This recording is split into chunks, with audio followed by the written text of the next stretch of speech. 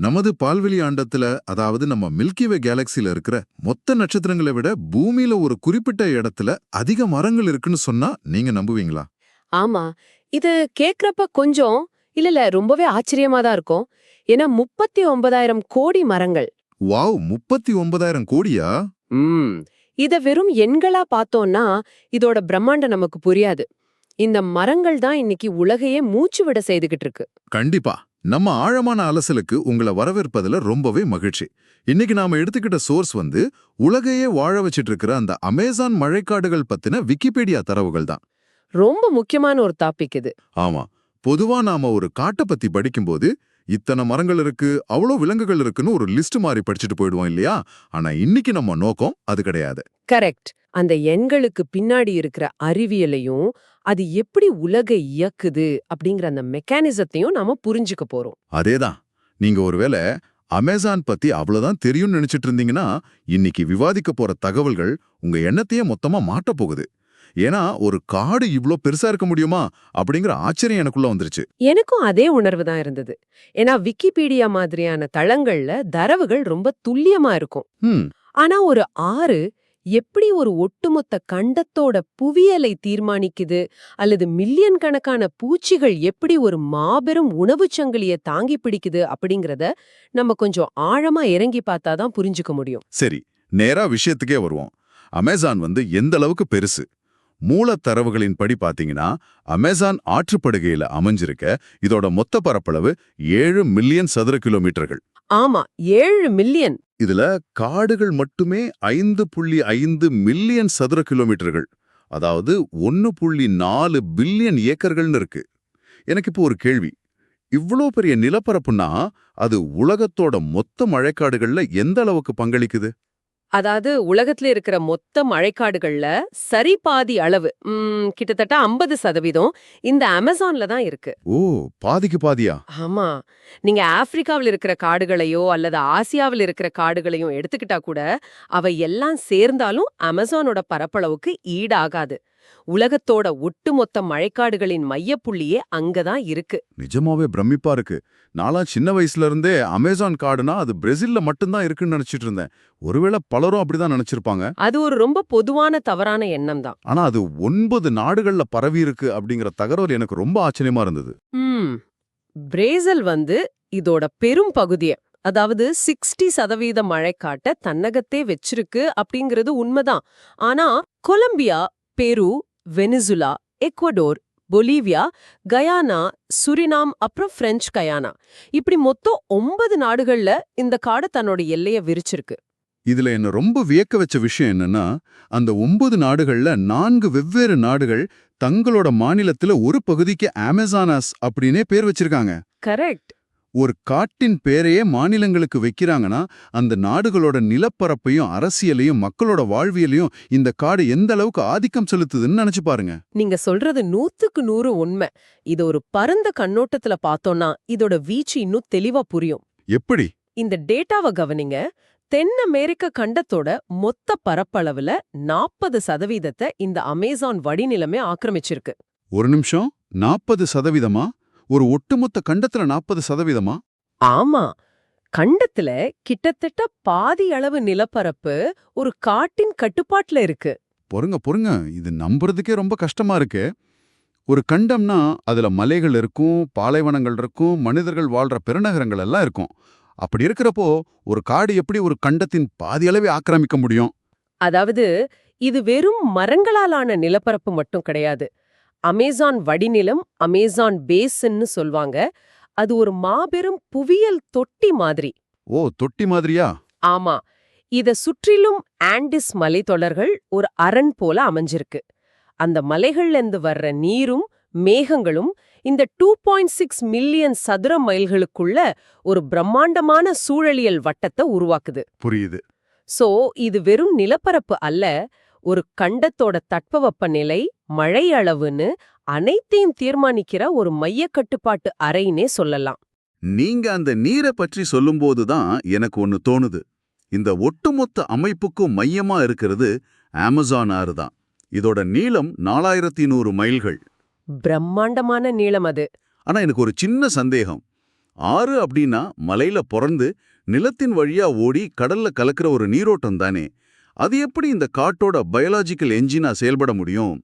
நாம எல்லாரும் ஆறுனா வெறும் தண்ணீர் மட்டும் ஓடுற பாதைன்னு நினைக்கிறோம். அதுதான் தப்பு. 4100 மைல்கள் நீளம் உள்ள இந்த அமேசான் ஆறு வந்து ஒரு மாபெரும் கன்வேயர் பெல்ட் மாதிரி செயல்படுது. கன்வேயர் பெல்ட்டா? கொஞ்சம் விளக்கமா சொல்லுங்களேன். அதாவது ஆண்டெஸ் மலைத்தொடர்கள்ல இருந்து உருவாகி வரும்போது இந்த ஆறு வெறும் தண்ணீரை மட்டும் கொண்டு வரதில்ல. அந்த மலைகள்ல இருக்கிற பாறைகளை அரித்து அதுல இருந்து பல மில்லியன் டன் அளவிலான கனிமங்களையும் ஊட்டச்சத்துக்களையும் தன்னுடனே அடிச்சிட்டு வருது. ஓ, அப்படியா? அப்போ இது வெறும் நீர்ப்பாசனம் மட்டும் இல்ல, காட்டுக்கு தேவையான உணவையும் இதுதான் கொண்டு வருதா? எக்ஸாக்ட்லி. விக்கிபீடியா கட்டுரையில சொல்லப்பட்டிருக்கிற அந்த பல்லுயிரித்துக்கு, அந்த பயோடைவர்சிட்டிக்கு இதுதான் அடிப்படை காரணம். ம். ஒவ்வொரு வருஷமும் மழை காலங்கள்ல இந்த ஆறு பல அடி உயரத்துக்கு பொங்கி எழும். சில இடங்கள்ல 30 அடி உயரம் வரக்கூட நீர்மட்டம் உயரும். 30 அடியா? ஒரு 3 மாடி பில்டிங் உயரத்துக்கு? ஆமா. அப்படி உயரும்போது தான் அடிச்சிட்டு வந்த அந்த ஊட்டச்சத்துக்கள் நிறைந்த வண்டல் மண்ணை பல மில்லியன் ஏக்கர் காட்டுப்பகுதி முழுக்க பரப்பி விட்டுடும். அடடே. இந்த வருடாந்திர வெள்ளம் மட்டும் இல்லைனா அமேசான் காட்டோட மண் இத்தனை 1000 கோடி மரங்களை தாங்கி பிடிக்கிற அளவுக்கு சக்திகளை கொண்டிருக்காது. காட்டின் நரம்பு மண்டலம் போல செயல்பட்டு ஒவ்வொரு மரத்துக்கும் தேவையான உயிர்ச்சத்தை இந்த ஆறு தான் விநியோகிக்குது. நீங்க சொல்றத பார்த்தா அந்த ஆறு இல்லைன்னா இந்த காடே இல்லைன்னு ரொம்ப தெளிவா புரியுது. சரி, இப்போ அந்த மரங்களை பத்தி பேசுவோம். கண்டிப்பா. முன்னாடி நாம சொன்ன இந்த 39,000 கோடி மரங்கள், 390 பில்லியன், இதை யார் எண்ணனது? இதெல்லாம் சும்மா தோராயமான கணக்கா இல்ல அறிவியல் பூர்வமா நிரூபிக்கப்பட்டதா?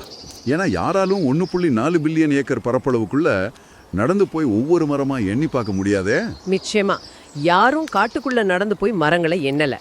இது வந்து பல வருஷங்களா ஆயிரக்கணக்கான விஞ்ஞானிகள் சேட்டலைட் இமேஜஸ், அப்புறம் காட்டின் பல பகுதிகளில் எடுக்கப்பட்ட ஃபீல்ட் சாம்பிள்ஸ் இதையெல்லாம் வச்சு உருவாக்குன மிக துல்லியமான அறிவியல் கணக்கீடு. ஓ, சேட்டலைட் தரவுகள் மூலமா கணக்கிட்டது. ஆமா. ஆனா நீங்க இங்க எண்களை தாண்டி அந்த மரங்களோட கட்டமைப்பு கவனிக்கணும். விக்கிபீடியா கட்டுரையில 16,000 வெவ்வேறு வகையான தாவரங்கள் அங்க இருக்குன்னு சொல்லப்பட்டிருக்கு. 16,000 வகையா? அமேசான் காடுங்கிறது நம்ம ஊருக்கு வெளியில பாக்குற பூங்காக்கள் மாதிரி கிடையாது.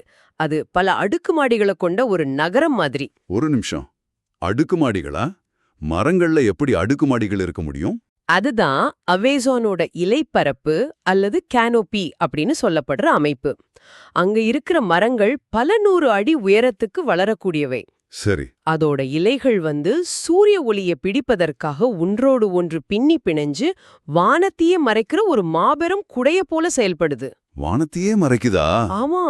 இந்த அடர்ந்த இலைப்பரப்பு எந்த அளவுக்கு தடிமனா இருக்கும்னா சூரிய ஒளியின் 99% இது தடுத்துடும். காட்டோட தரைப்பகுதி எப்போதுமே ஒருவித இருட்டுல தான் இருக்கும். இது கேக்குறப்பவே வியப்பா இருக்கு. நீங்க எல்லாரும் இது கொஞ்சம் கற்பனை செஞ்சு பார்க்கணும். 1.4 பில்லியன் ஏக்கர் பரப்பளவுக்கு ஒரு மாபெரும் பச்சை குடை.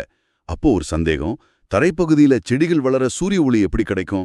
அங்கே எப்படி உயிரினங்கள் வாழ முடியும்? அதுதான் இயற்கையோட தந்திரம். உண்மையான வாழ்க்கை அந்த தரைப்பகுதியில இல்ல. என்னது, தரையில இல்லையா? ஆமா. தரையிலிருந்து பல 100 அடி உயரத்துல அந்த அடர்ந்த இலைப்பரப்புக்குள்ளதான் உலகத்தோட மாபெரும் பல்லுயிரியம் இயங்கிட்டு இருக்கு. ஓ. அந்த இலைப்பரப்பு தனக்கென்று ஒரு பிரத்யேகமான மைக்ரோ கிளைமேட்டை உருவாக்கிக் கொள்கிறது. அங்கே ஈரப்பதம் அதிகம், வெப்பமும் சீரா இருக்கும். அந்த பகுதியில தான் நாம விவாதிக்க போற அந்த 2.5 மில்லியன் பூச்சி இனங்கள் வாழுது. 2.5 மில்லியன் பூச்சி இனங்களா? எனக்கென்னவோ பூச்சிகள்னா எல்லா இடத்துலயும் சாதாரணமா இருக்கிறது தானேன்னு தோணுது. ஒரு காட்டுல இத்தனை லட்சம் வகையான பூச்சிகள் இருப்பதுல அப்படி என்ன பெரிய சிறப்பு இருக்கு? இது எப்படி ஒட்டுமொத்த உணவுச் சங்கிலியும் தீர்மானிக்குது? நாம பூச்சிகளை ரொம்ப சாதாரணமா நினைக்கிறோம். ஆனா அமேசானோட அந்த இலைப்பரப்புல வாழ்ற பூச்சிகள் மிக மிக சிறப்பு வாய்ந்தவை. எப்படி சொல்றீங்க? உதாரணமா ஒரு குறிப்பிட்ட மரத்தோட ஒரு குறிப்பிட்ட கிளையில மட்டுமே தன் வாழ்நாள் முழுவதையும் கழிக்கிற பூச்சிகள் அங்கே உண்டு. என்னது, ஒரே கிளையில மட்டுமா? ஆமா. அந்த 16,000 வகையான தாவரங்களுக்கும் அதற்கேற்ற பிரத்யேகமான பூச்சி இனங்கள் அங்க பரிணாம வளர்ச்சி அடைந்திருக்கு. பல மில்லியன் பூச்சிகள் தங்களோட வாழ்நாள்ல ஒரு முறை கூட காட்டோட தரைப்பகுதியை தொடரதே இல்ல. நிஜமாவா? ஆமா. அவை அந்த இலைப்பரப்பிலேயே பிறந்து அங்கேயே வாழ்ந்து முடியுது. இதுதான் அந்த உணவுச் சங்கிலியோட முதல் அடித்தளம். வாவ், அப்படின்னா இந்த 2.5 மில்லியன் பூச்சிகள் ஒரு மாபெரும் உணவு பஃபே மாதிரி செயல்படுதா? எக்ஸாக்ட்லி அதேதான். ஏன்னா விக்கிபீடியா தரவுகள்ல ஏறத்தாழ 2000 பறவை மற்றும் பாலூட்டி இனங்கள் இங்கு வாழுதுன்னு ஒரு தகவல் இருக்கு. மிக முக்கியமா உலகத்துல இருக்கிற மொத்த பறவைகள்ல 5ல் 1 பங்கு, அதாவது உலகத்துல உள்ள 5 பறவைகள்ல ஒரு பறவை இந்த ஒரு காட்டுல தான் வசிக்குது. இத்தனை பறவைகள் எப்படி ஒரு காட்டுல தங்களுக்குள்ள சண்டையிட்டு கொள்ளாம வாழ முடியும்? கரெக்டான கேள்வி. அந்த 2.5 மில்லியன் பூச்சிகள் தான் அந்த பறவைகளுக்கான உணவு. ஆனா அவை எப்படி சண்டையிட்டு கொள்ளாம வாழுது அப்படிங்கிறது தான் இயற்கையோட அற்புதம். இத அறிவியல்ல நிச் பார்ட்டிஷனிங் அப்படின்னு சொல்வாங்க. நிச் பார்ட்டிஷனிங்னா அதாவது ஒவ்வொரு பறவையும் தனக்கான ஒரு தனி இடத்தை, தனக்கான ஒரு தனி உணவை தேர்ந்தெடுத்துக்குது. ஒரு பறவை மரத்தின் பட்டைகள்ல உள்ள பூச்சிகளை மட்டுமே உண்ணும். ஓ சரி. இன்னொரு பறவை மரத்தின் உச்சியில் உள்ள பழங்களை மட்டுமே உண்ணும். வேறொரு பறவை காற்றுல பறக்கிற பூச்சிகளை மட்டுமே வேட்டையாடும். ஆஹா. இப்படி உணவும் இடமும் பிரிக்கப்பட்டிருக்கிறதுனால தான் உலகத்தின் 20% பறவைகள் அந்த ஒரு குறிப்பிட்ட 5.5 மில்லியன் சதுர கிலோமீட்டர் பரப்பளவுக்குள்ள மிக சமநிலையா வாழ முடிகிறது. ரொம்ப ஆச்சரியமா இருக்கு. மரங்கள் ஒரு புடைய உருவாக்குது. அந்த குடைக்குள் பல மில்லியன் பூச்சிகள் வாழுது. அந்த பூச்சிகளை உண்டு வாழ உலகின் 5ல் 1 பங்கு பறவைகள் அங்கே தங்கியிருக்கு. இது உண்மையிலேயே ஒரு பிரம்மாண்டமான செங்குத்தாக கட்டப்பட்ட ஒரு நகரம்தான். கண்டிப்பா. ஆனா எனக்கு இப்போ ஒரு முக்கியமான கேள்வி எழுகிறது. இந்த செங்குத்து நகரம் பல ஆயிரம் மைல்களுக்கு அப்பால் இங்கோ தென் அமெரிக்காவுல இயங்கிட்டு இருக்கு. இப்போ கார்கள்ல ஆபீஸ்க்கு போயிட்டு இருக்கிறவங்களோ அல்லது வீட்ல வேலை செஞ்சுட்டு இருக்கிறவங்களோ ஏன் இந்த அமேசான் காட்டை பத்தி கவலைப்படணும்? நமக்கும் அந்த பூச்சிகளுக்கும் என்ன சம்பந்தம்? இது ரொம்ப ரொம்ப முக்கியமான கேள்வி. ஏதோ வெளிநாட்டுல இருக்கிற ஒரு காட்டின் பிரச்சனைன்னு நாம நினைக்க கூடாது. இது நீங்க இப்போ சுவாசிச்சுட்டு இருக்கிற காற்றோட நேரடியாக தொடர்புடைய ஒரு விஷயம். காற்றோடவா? ஆமா, அமேசான் காடை ஒரு மாபெரும் கார்பன் சேமிப்பகமா, அதாவது கார்பன் சிங்க் அப்படின்னு விஞ்ஞானிகள் பாக்குறாங்க. அந்த 39,000 கோடி மரங்கள் இருக்குன்னு சொன்னோம் இல்லையா? ஆமா. அவை அனைத்தும் கார்பனால் ஆனவை.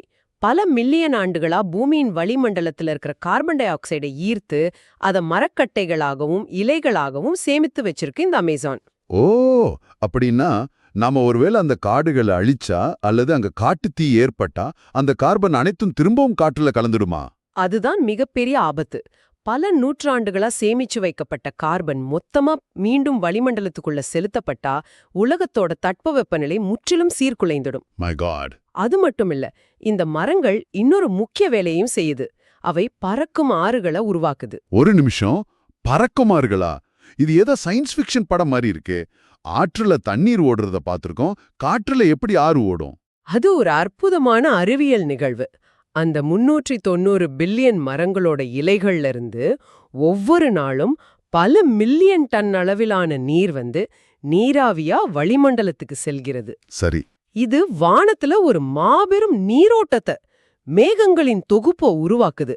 இது நிலத்துல ஓடுற அமேசான் ஆறை விட மிகப்பெரிய நீரோட்டமா வானத்துல நகர்ந்து தென் அமெரிக்காவின் பல பகுதிகளுக்கும், ஏன் உலகத்தோட வேறு சில பகுதிகளுக்கும் மழையா பொழிகிறது. வாவ். உலகளாவிய விவசாயமும் உணவு உற்பத்தியும் இந்த மழைக்காலங்களை நம்பிதான் இருக்கு. அமேசான் காடு அழிஞ்சா இந்த வானத்து ஆறுகள் வறண்டு விடும். ஒட்டுமொத்த உலகத்தோட ஏசி மிஷின் செயலிழந்துடுன்னு கூட சொல்லலாம். இதை கேட்கும்போது கொஞ்சம் பயமாத்தான் இருக்கு. நாம எந்த அளவுக்கு இயற்கையை சார்ந்திருக்கோம் அப்படிங்கறத இது உணர்த்துது. அமேசான்ங்கிறது வெறும் மரங்களின் தொகுப்பு இல்ல, அது பூமியோட கட்டுப்பாட்டு அறை. கரெக்ட். இந்த விக்கிபீடியா கட்டுரையின் வெளி இணைப்புகள்ல நான் கவனிச்ச ஒரு செய்தியை என்னை ரொம்ப ஆழமா சிந்திக்க வச்சது. சமீபத்துல கூட அமேசான் காடுகள்ல 381 புதிய உயிரினங்கள் கண்டுபிடிக்கப்பட்டிருக்குன்னு அந்த செய்தி கூறுது. ஆமா, அது ரொம்ப ரீசெண்ட் அப்டேட். இன்னைக்கு நாம செவ்வாய் கிரகத்துக்கு விண்கலம் அனுப்புறோம். சேட்டலைட்ஸ் மூலமா பூமியில நடக்கிற அனைத்தையும் கண்காணிக்கிறோம். இத்தனை அதிநவீன தொழில்நுட்பங்கள் இருந்தும் இன்னும் 381 புதிய உயிரினங்கள் அங்க கண்டுபிடிக்கப்படுதுன்னா நம்ம இன்னும் அமேசானை முழுமையாக புரிஞ்சுக்கவே இல்லைன்னு அர்த்தம். முற்றிலும் உண்மை. நாம ஒவ்வொரு முறையும் அமேசான் காட்டுக்குள்ள ஆழமா செல்லும் போதும் அது நமக்கு தெரியாத ஒரு புதிய உலகத்தை காட்டுது. இந்த 381 உயிரினங்கள்ங்கிறது வெறும் ஆரம்பம் மட்டும்தான்.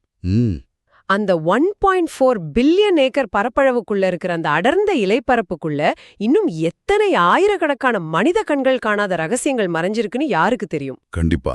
இதுல மிகப்பெரிய சோகம் என்னன்னா, நாம இன்னும் பல உயிரினங்களை கண்டுபிடிச்சு பெயரிடுறதுக்கு முன்னாடியே காடழிப்பின் காரணமா அவைகளை நாம நிரந்தரமா இழந்துட்டு வரோம். அது ஒரு மிக முக்கியமான ஆனா கவலை அளிக்கக்கூடிய ஒரு புள்ளி. இதைத்தான் நான் உங்களுக்கு ஒரு ஆழமான சிந்தனையா விட்டு செல்ல விரும்புறேன். மனித குலத்துக்கு இன்னும் விடை தெரியாத பல நோய்களுக்கும் அந்த 39,000 கோடி மரங்களுக்குள் வாழும் ஏதோ ஒரு சிறிய தாவரத்துல அல்லது நாம இன்னும் பேர் கூட வைக்காத ஒரு பூச்சியின் வேதியியல் அமைப்புல மருந்து ஒளிஞ்சிருக்கலாம் இல்லையா? நிச்சயமா வாய்ப்பு இருக்கு. நாம இன்னும் படிக்காத ஒரு மாபெரும் நூலகத்தை நாம கொஞ்சம் கொஞ்சமா எரிச்சிட்டு இருக்கிறோம் அப்படிங்கிற உண்மையை நாம உணரணும். நம் முப்பரிமாண கற்பனைக்கு அப்பாற்பட்ட அந்த பிரம்மாண்டமான பச்சை கடலுக்குள் இன்னும் என்னென்ன அற்புதங்கள் புதைந்திருக்கோ, நாம அறியாத அந்த ரகசியங்களை பாதுகாக்க நாம என்ன செய்ய போறோம்? இந்த சிந்தனையோடு அடுத்த ஆழமான அலசல்ல சந்திப்போம். தொடர்ந்து தேடுங்கள், ஆழமாக அலசுங்கள். ஊக்கம் தரும் பொன்மொழிகள் மற்றும் உண்மை தகவல்களை அறிய புலி மோட்டிவேஷன் அண்ட் ஃபேக்ட்ஸ் சேனலை சப்ஸ்கிரைப் செய்யுங்கள்.